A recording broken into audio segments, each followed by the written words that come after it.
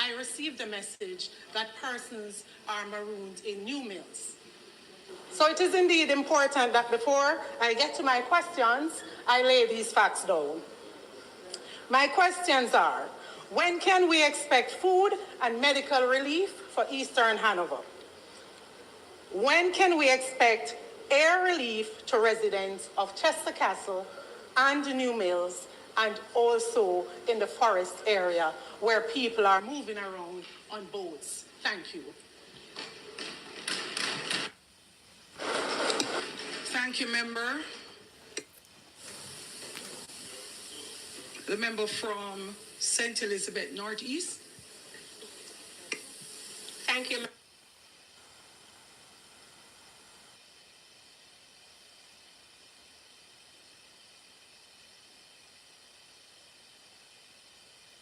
Member, you turned your mic off and on again, and that is unlikely that the person sitting beside you is the next person in line. Hold on. You may have to move. The person next in line is the member from Portland East. Don't just yield. You can ask your question first, then the member from St. Elizabeth can come across to you. St. Elizabeth Northeast. So don't turn your mic off. I won't, Madam Speaker, Thank but you. chivalry is not dead. So if my friend will, thank you. I will yield.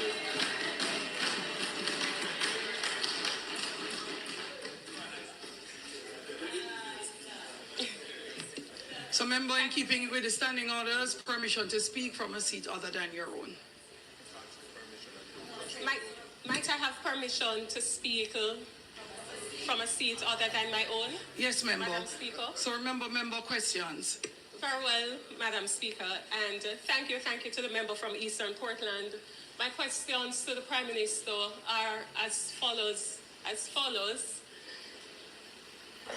Madam Speaker, I wonder whether there will be any consideration to offering or engaging shelter managers on a paid basis. And I ask that against the background of persons calling me on the day of the hurricane to ask if I could help to locate shelter managers because there was no way to access particular shelters in some of my constituency.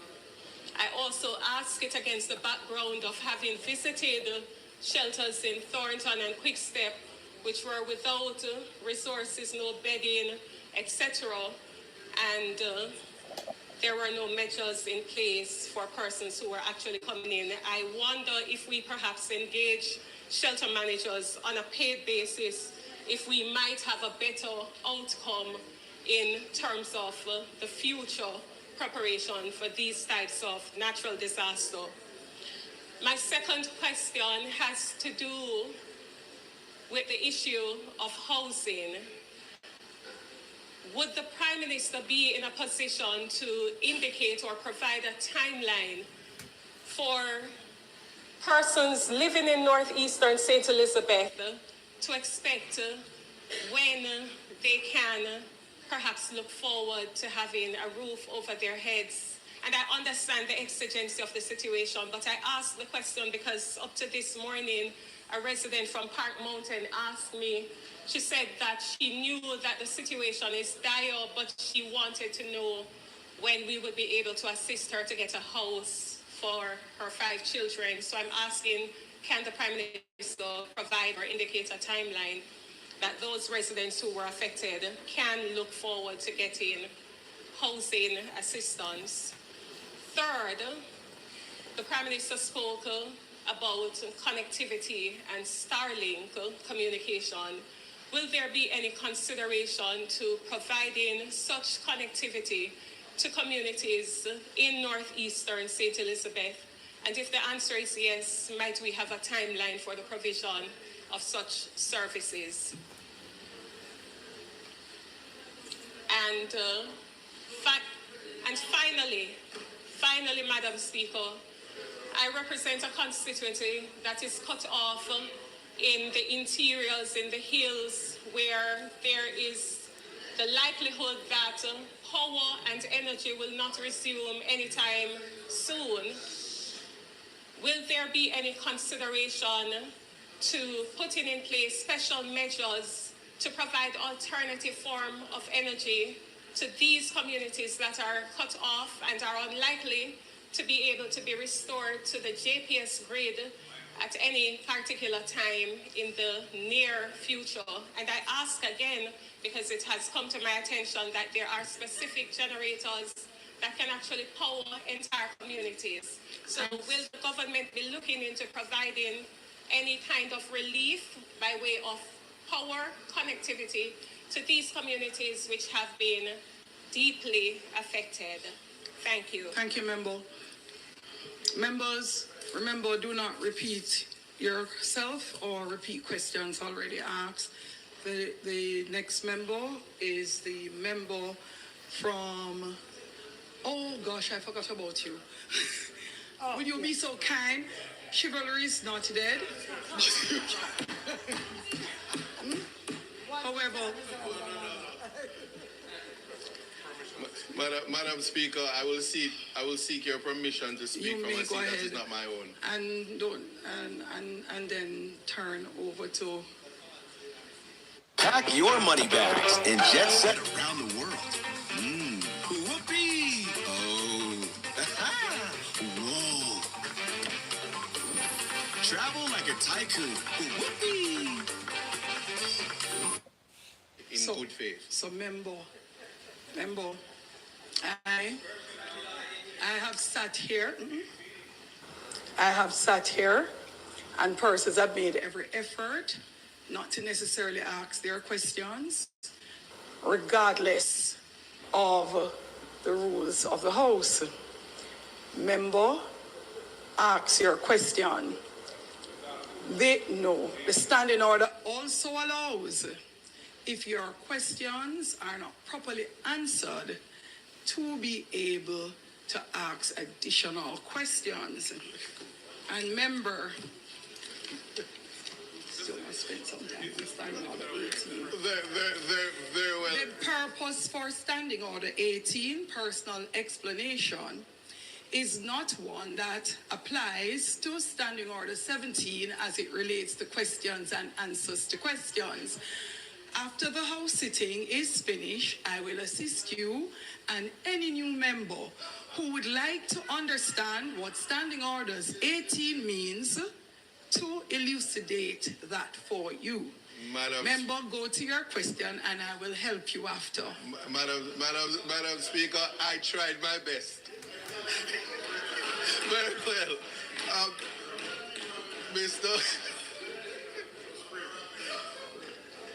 Mr. Prime Minister, I have three questions for you. One, the context of equitable distribution. Portland Eastern sits in the east of the island, but there are communities that are maroon.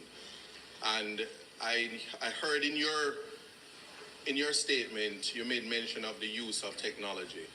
And while we applaud that, technology sometimes cannot be a substitute for the lived human experience. So much so that in Portland Eastern, there are communities where all the roofs were blown off. And because it's not a parish that is labeled as affected areas, albeit there are places, as in different communities that were affected, because we are a coastal parish, as you understand. Will there be a committee set up to investigate the maroon areas so that they can be attended first in time, like the other areas that have already been designated as such? In keeping with the equitable distribution, if I am to continue with the theme of dealing with human dignity, Portland Eastern is now situated as the least among us, but the spirit of the Constitution speaks about protecting the rights of the least among us. Since those who are affected that are not a part of the classification of the catastrophe that my colleagues speak of in the name parishes, it is my question to you whether you will reconsider, because of geographical location, size of size of the constituency, whether or not an allocation can be reconsidered on a situation ethics basis. So much so that the allocation for water for Portland Eastern, and I don't see the minister in here now, the allocation for basic, he's engaged in conversation, but the allocation for even food. Prime Minister, I did the math. It's $195 million for care packages for the 39,000 persons on the voters list alone. Now, I'm raising that to you because the public is watching. I'm in no way suggesting that you give me $195 million to feed the constituents, but I'm not being political now. The reality is, in terms of food distribution, the 1.5 million would amount to about 300 care packages at $5,000. Realistically, Prime Minister, the question I'm asking to you is in terms of the equity in distribution to ensure that persons are given the basic amenities, the basic necessities in keeping with ensuring that persons aren't excluded from the distribution. I would have raised in another forum in terms of the impossibility of government to take on the distribution by itself. It's just a consideration so that the Minister of Social Security isn't put on the back end when he's doing his best. That one understands that whatever is communicated to the government is what the government can respond to in a crisis. So a consideration that we are an island, we were all affected, and whatever mechanism is used to find the areas so the least among us is not suffering, because we are guided by the Constitution. And I'm just asking you to consider that. And the last but not least, in keeping with the teachings of Jesus and situation ethics, is that we are guided to understand that at a time like this, Prime Minister, we don't see color.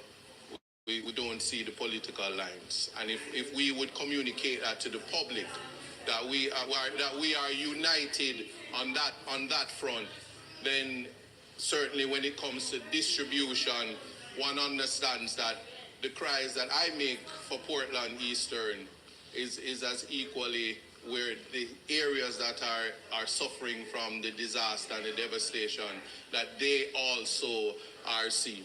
Thank you. Don't turn the mic off, please. Thank you. Madam Speaker, thank you for your indulgence. Member from St.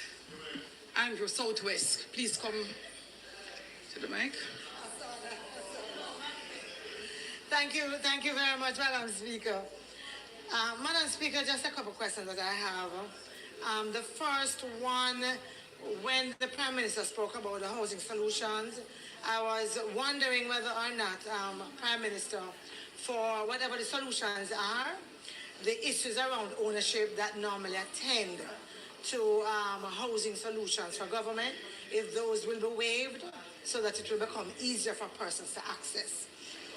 That's one. The second question really is around the shelters. I hear you talking about how you would deal with some of the shelters. No, I was wondering if in what you were saying you also took into account that some of the places that are now shelters were not part of the Montague. That's okay. I was waiting for your undivided attention, sir. Thanks for now giving it to me. In terms of the shelters, I was wondering if you took into account the buildings or the areas that are actually functioning as shelters when you spoke about shelters, or whether you were looking at what was previously designated as shelters before. In other words, I've heard people go to one shelter, the roof blow off, go to one next shelter, the roof blow off, catch a little place over there, and that became the shelter. So I want to make sure we're clear on what you are defining as shelter, so individuals will know that wherever they are going to get the relief. And then my other two questions. One is around the economic devastation that you spoke about and whatever the solution is going to be for individuals in terms of making something available. To remember that I think you had 3 categories of parishes that were affected. I want to remind you that there are communities that are totally decimated, even in areas where there hasn't been much damage, yeah?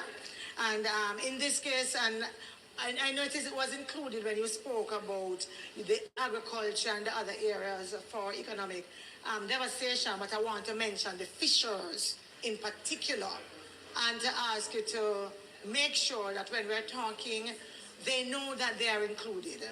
And you would know, Prime Minister, that I have to talk about the fishers because I have fishing communities and they are totally decimated. They went back out to sea, not one pot was saved. Yeah, and many of them no netting left. Many of them, the wharves totally gone. And so I want to make sure that although I'm in Kingston, although we don't have that level of devastation, there are these communities that will be able to get the kind of aid. And then my final question really is around whether or not, in hindsight, Prime Minister, you believe that we could have had a more transparent and effective communication, in particular with elected representatives, MPs, councillors, and other leaders. And I heard a voice over there when someone asked a question saying, if you not listen to press conference. I believe that the Parliament of the land must have a system of communication even in this national disaster that recognizes the authority of the elected members of the National House of Parliament.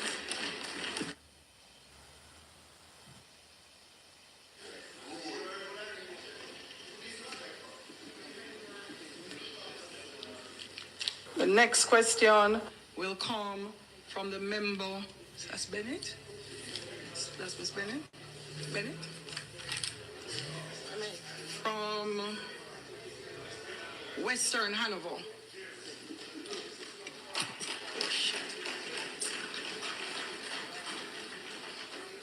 Member, apologies, that was me.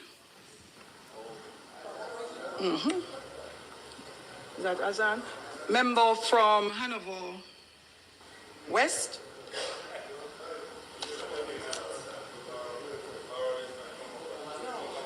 No, by the member from Clarendon Northwest. Clarendon Northwest member. Don't touch the button. Clarendon Northwest. No, no, that's not her.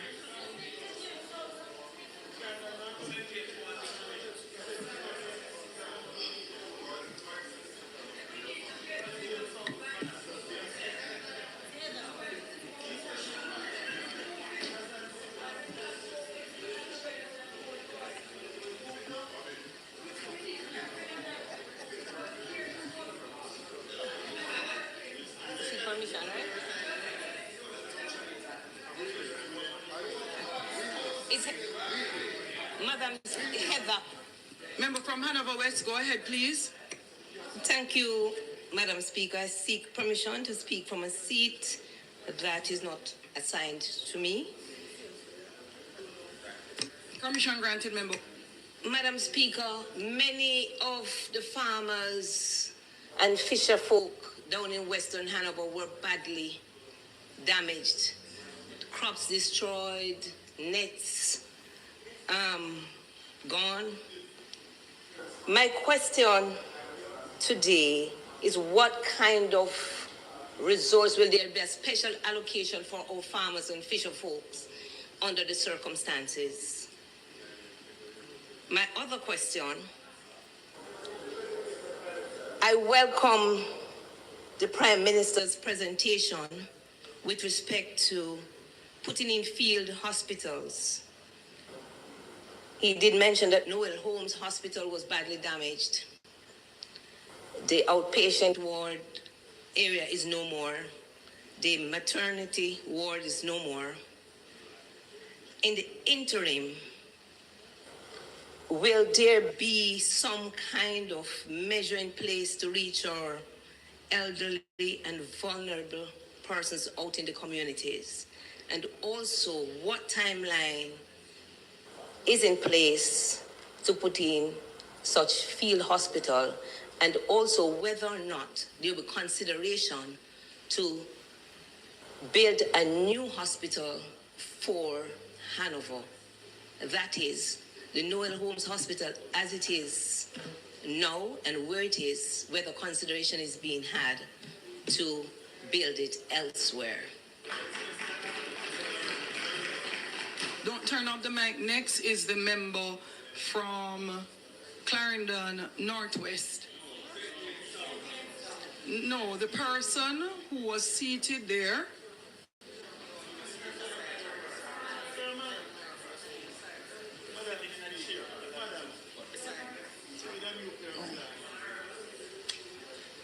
The member from St. James South. Go ahead, member. Thank you, Madam Speaker. Prime Minister, I wonder if, given the learnings we're taking from this experience, if you have given any consideration to the fact that deep rural constituencies such as South St. James, Northwest St. Elizabeth, East Central St. James may need to have a more devolved and decentralized way of managing not only disaster and recovery, but how we treat the development of deep rural constituencies. You see, when deep rural constituencies are lumped in with other constituencies as a block and treated with a one-size-fits-all kind of a recovery model, you have outlying constituencies, communities that are marooned, that are treated the same way you treat the constituencies, communities at the center of the cities. Maybe it is an uncomfortable conversation, but have you given any consideration, given it's a question, to the fact that deep rural constituencies should not be allowed to wait at the back of the line for repairs to their roads, for repairs to their community centers, while we focus on the hospitals and at the middle of the parish, for example, in St. James. Yes, the hospitals need to be repaired, but should we have to wait always at the back of the line? What if we had a central repository, a group that is designed to look about our welfare even while you're looking about the welfare of those at the center? Deep rural constituencies, I believe, may even need a special department with technocrats who understand our reality, that can think about how they serve us even while others are focused on serving the centers. My second question, Prime Minister, it relates to shelter access and supply preparedness. Are you aware, Prime Minister, that deep rural constituencies were told that we should invite our residents to go to these shelters and expect to get food after the hurricane passes? What that meant for us in our experience is that communities got marooned after the hurricane passed. And so people who were in shelters from Sunday or Monday did not get food until as late as yesterday in some cases. And that when we redesign the model of preparedness, that we may have to contemplate that we have stockpiles of resources somewhere in satellite or regional offices because we are small island developing states. We're SIDS, and SIDS have to treat with our preparedness not as a 2-day notice or a 3-day notice, but months in advance we have to prepare, and prepare especially for deep rurals that can get marooned and cut off. My other question, Prime Minister, is about the accuracy of reports versus the reality on the ground. What you presented here today, I must tell you, painted a picture I wish was the case for us in South St. James. It sounded as if there was some military precision in how we prepared for the storm, and hurricane rather, and how we responded to it. And I want to thank everybody who helped, the JDF, the JCF, the outsiders, whomever else. But as is the case in South St. James, and it could also be because the data gaps are so wide and so glaring, that we have not seen that kind of treatment that you laid out for us here today. So we didn't see the JDF people rappelling down from ropes and bringing food to the people in these remote communities. We did not see the JDF and the JCF and the NWA and all these agencies.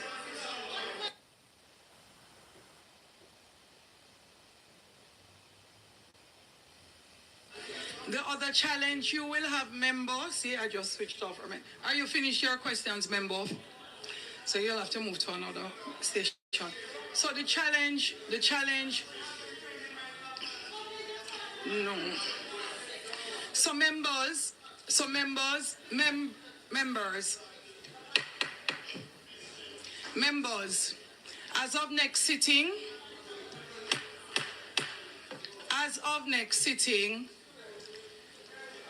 of next sitting, member from Hanover, you might as well sit, your mic is off. Your mic, St. James, you may as well sit, your mic is off. Members, as of next sitting, you will not turn your mic on until after you're recognized.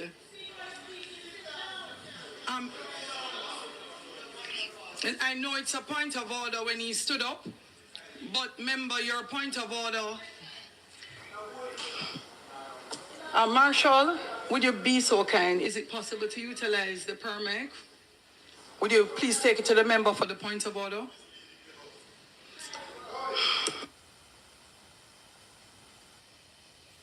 Check.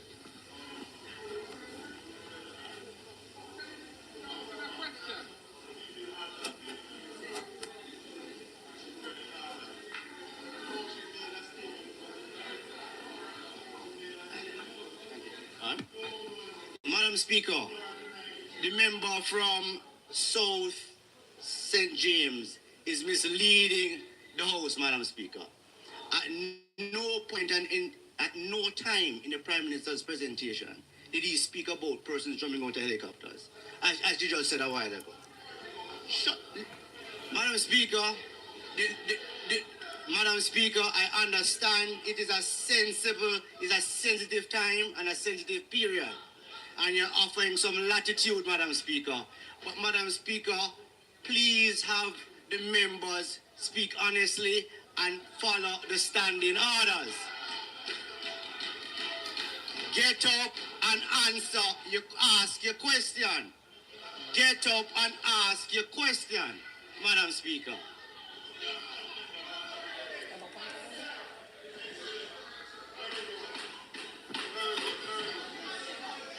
Another member, does another member have a point of order? No? Marshall, will you take the mic to the member from St. James? So, member from St. James South, member from St. James South. Thank you. You're required to ask a question. You have gotten a lot of latitude. To ask the questions. No. In all of your discussions earlier, please get to your question without the embellishment. Member, thanks much. Go ahead. Thank you, Madam Speaker. Most of us appreciate English language and understand similes and metaphor, but you'll get there. No, Madam Speaker.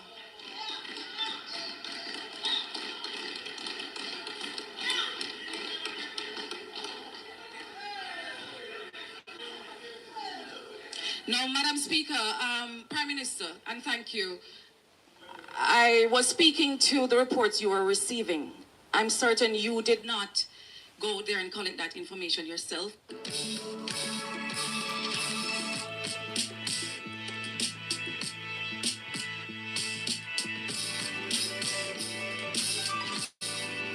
Here today doesn't reflect the reality we had on the ground in South St. James.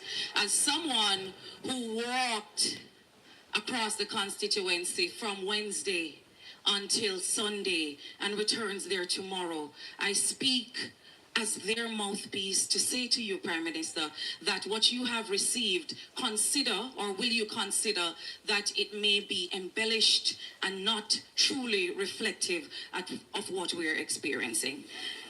That's a question. My next question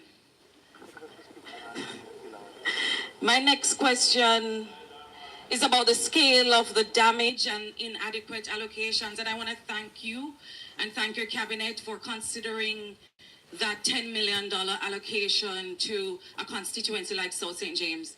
But when you get a chance, and I know you have a long list of places to go, Prime Minister, will you consider coming to South St. James and these constituencies on foot this time and see for yourself the scale of the damage?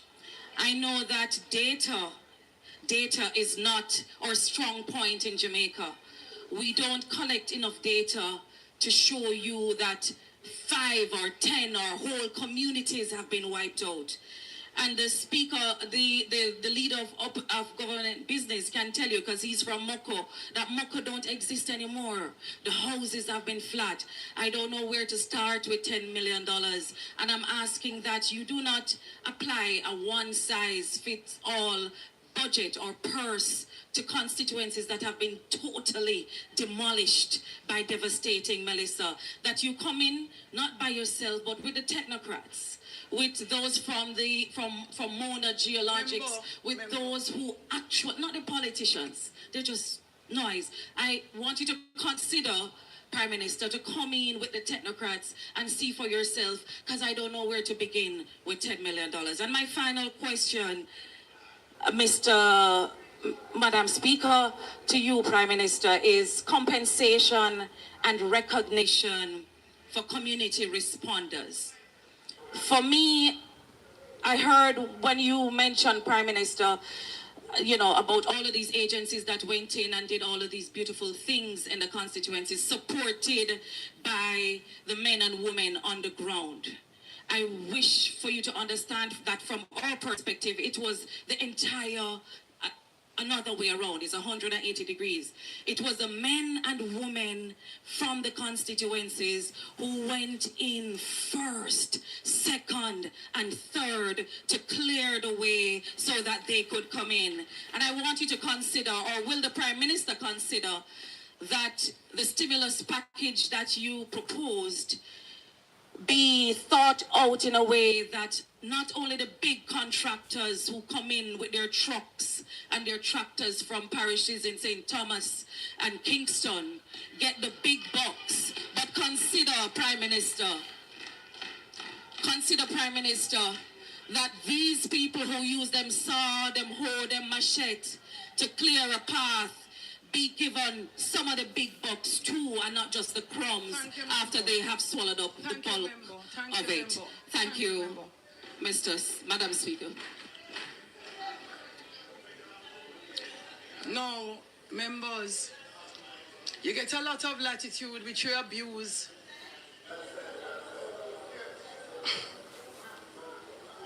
You get a lot of latitude which you abuse. The member, what's his name now? He sent and Southeast